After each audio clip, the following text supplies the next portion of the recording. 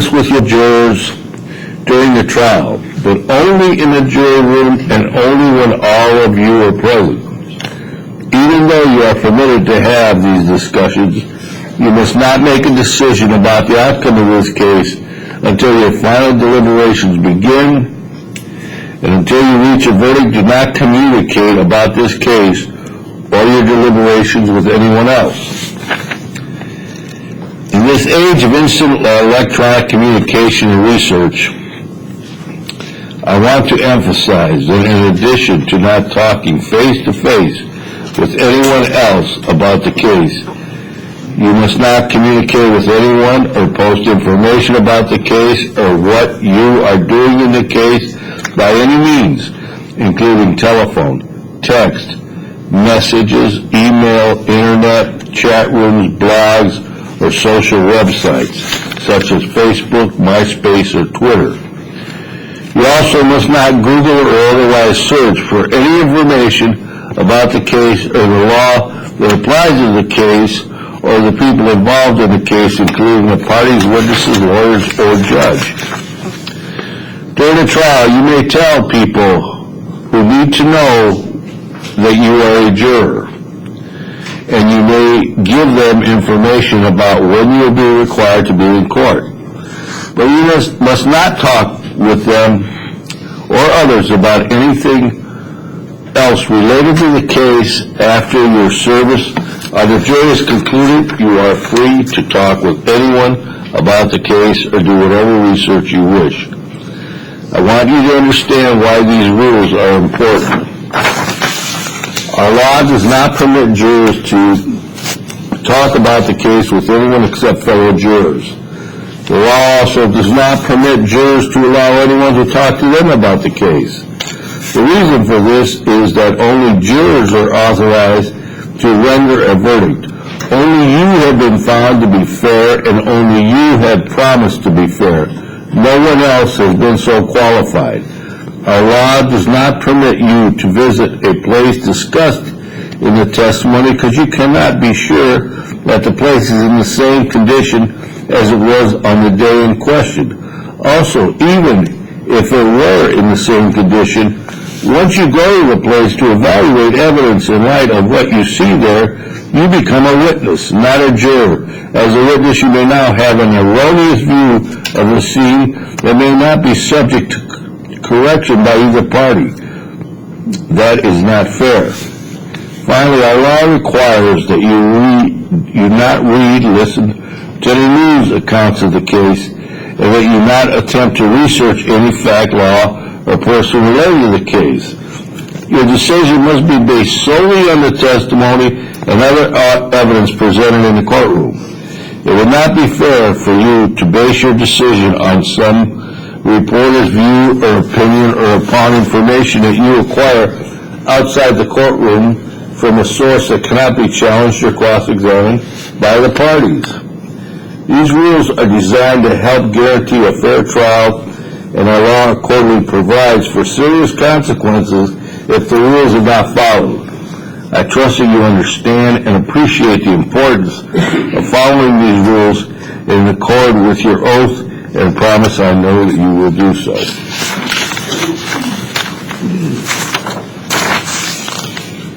If you realize that you have personal knowledge about this case, you must inform the bailiff or me immediately.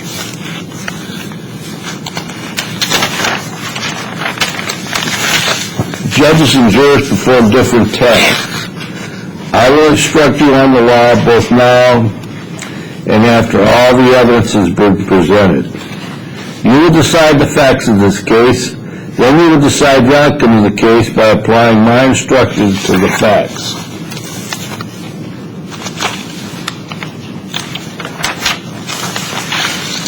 Consider all of my preliminary instructions and final instructions together. Do not single out any individual sentence, point, or instruction and ignore the others.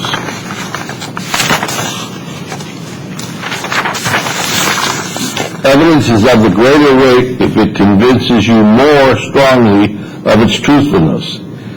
It is evidence that convinces you that something is more probably true than not true. A greater number of witnesses testifying to a fact on one side and a greater quantity of evidence introduced on one side does not necessarily amount to a greater weight of evidence.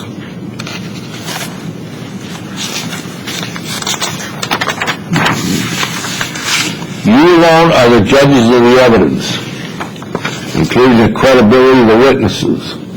Credibility means believability.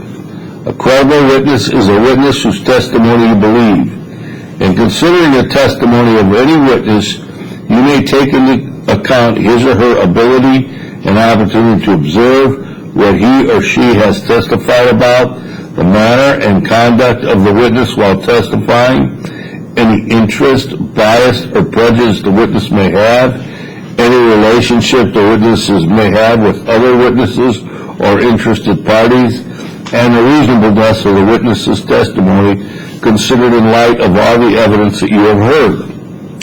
Assume that each witness has testified truthfully. If you find conflicts in the evidence, reconcile those conflicts if you can, based on the assumption that each witness has testified truthfully. Do not disregard the testimony of any witness without a reason and without careful consideration. If you find conflicting testimony that you cannot reconcile, decide what testimony you believe and what testimony you disbelieve. In deciding what or whom you believe, you should use your own knowledge and experience and common sense gained from day-to-day living. During the trial, the parties may offer exhibits as evidence. I will decide whether to admit the exhibits as evidence. When I admit an exhibit as evidence, you should carefully examine it without comment while you are in the courtroom. Rules of law strictly control the admissibility of evidence. The attorneys may ask certain questions or offer certain exhibits that I may rule are not admissible into evidence.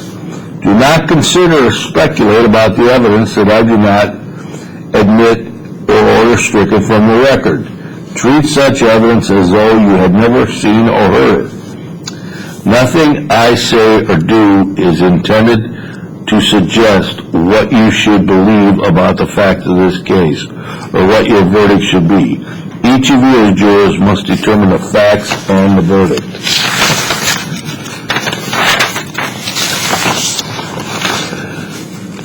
Judge the evidence from your memory of the testimony of the witnesses and the exhibits admitted into evidence. I will not provide a written transcript of any testimony. Therefore, listen carefully as the evidence is presented. You may take notes during the trial. Paper will be provided. Do not become so involved in note-taking that you fail to listen carefully to the evidence and observe the witnesses as they testify. Your notes are not evidence in this case. They are only an aid to your memory of the evidence. Do not give your notes or your notes of your fellow jurors any greater weight than your memory or impression of the actual evidence. You may also disclose your notes to your fellow jurors while you are all together in the jury room. Do not disclose your notes to anyone else. Do not take your notes outside of the courtroom or jury room. When your notes are not in your possession, no one will be allowed to read them. After your verdict is returned, your notes will be destroyed.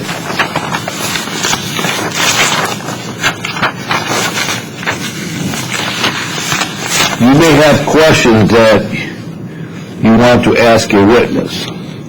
Do not address any questions directed to the witness or to the lawyers or your fellow jurors, because there are rules about what questions may be asked and the answers that witnesses are allowed to give. Instead, if you have questions, what we do is we pass around a basket, write your questions down. The bailiff will collect them at the end of, after a witness is through testifying, after the lawyers have examined the witnesses. And then if you have questions, you write them down, put them in the basket. You don't need to put your jury number or anything. We don't need to know who's asking the question. And even if you do not have a question, just put a blank sheet of paper in the basket. Then we'll collect them, and then we'll decide if they're permissible to be asked. And if I do, I will decide whether the question will be permitted by law. If it is permitted, I will ask each question. If it is not permitted, do not speculate why a question was not asked or what the answer may have been. This case will proceed as follows. First, the attorneys will have an opportunity to make opening statements. These statements are not evidence. They are only previews of what the attorneys anticipate the evidence will be. The following opening statements, the attorneys will begin presenting the evidence. They may call witnesses to testify under oath. The attorneys may also offer documents and other exhibits as evidence. When the evidence is completed, the attorneys will make final or closing arguments. These final arguments are not evidence, but are given to help you evaluate the evidence. The attorneys are also permitted to argue, to characterize the evidence, and to attempt to persuade you to a particular verdict. You may accept or reject those arguments as you see fit. All right, I think I need to read the issues instruction again, or I read it to him as a whole. What do you want me to read it to him again? If you would, Judge. All right, I will. The plaintiff, Kristen L. Klein and Timothy S. Klein, sued SVT LLC, the defendant. The plaintiffs claim that SVT LLC was negligent by not maintaining its grocery store and failing to warn them of a substance on the floor. As a result, plaintiff Christy L. Klein slipped and fell and sustained an injury. Plaintiffs must prove their claims by greater weight of the evidence. SVT LLC denies the plaintiff's claim. SVT LLC is not required to disprove the plaintiff's claim. SVT LLC has claimed certain defenses.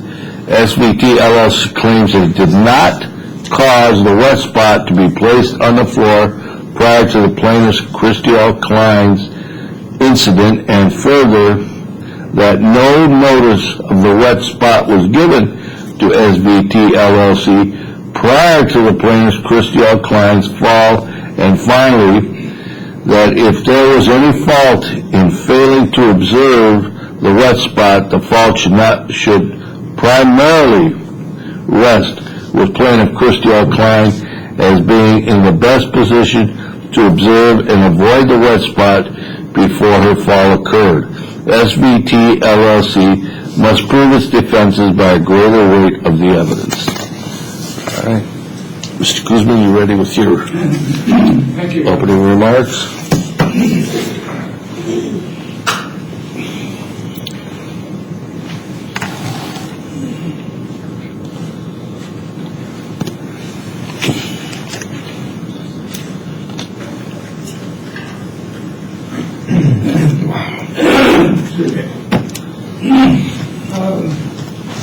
Ladies and gentlemen of the jury, this is a time when the attorneys can stand before you and tell you what the evidence is going to show.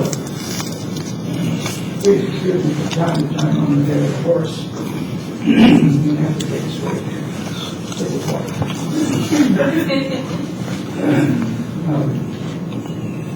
On August the 16th, 2009, Christy Klein here and her husband Timothy went to church with their 2 young children. After church, they came by to shop at Stratton Van to a supermarket, which is the one in Cherville, one corner, I think it's the northeast corner of US 41 and Route 30. Some of you are familiar with that store. They had shopped in the store, the 4 of them had a cart, and they got down to the second to the last aisle, on the left side of the store as you come in, and were pretty well through with their shopping, except when they got to the end of the aisle, Christy had decided that she forgot something. So she left her husband and 2 children at the end of the aisle, front part of the store, would be the beginning of it, depending which way you're going, and said, "I'll be right back, I'm going to get some eggs." So she then turned around and come down the right side of that aisle, and she turned around and went up the right side of that aisle, which would be across, of course, from the way they came previously.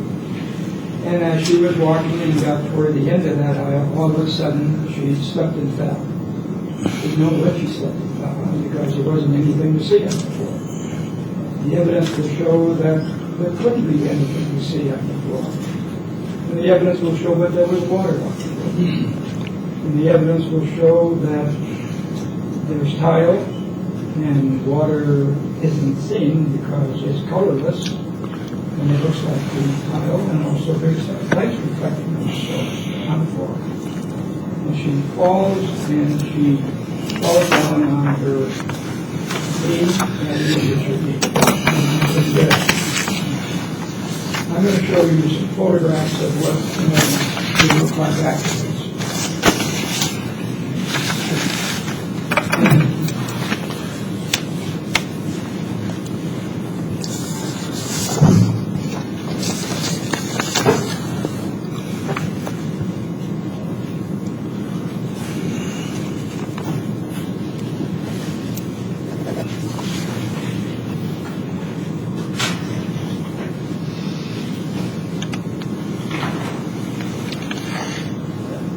We don't have a photograph of Christy being sitting on the floor before she helped up and got into a chair. We do have photographs of what the scene looked like afterwards.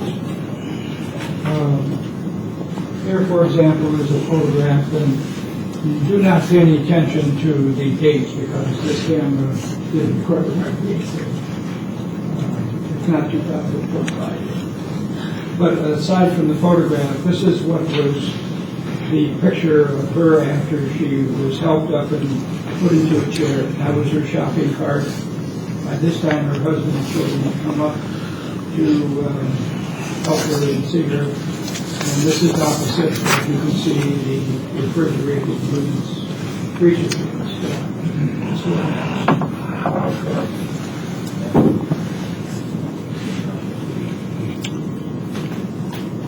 You can see in that photograph, she has an ice pack on her left knee afterwards.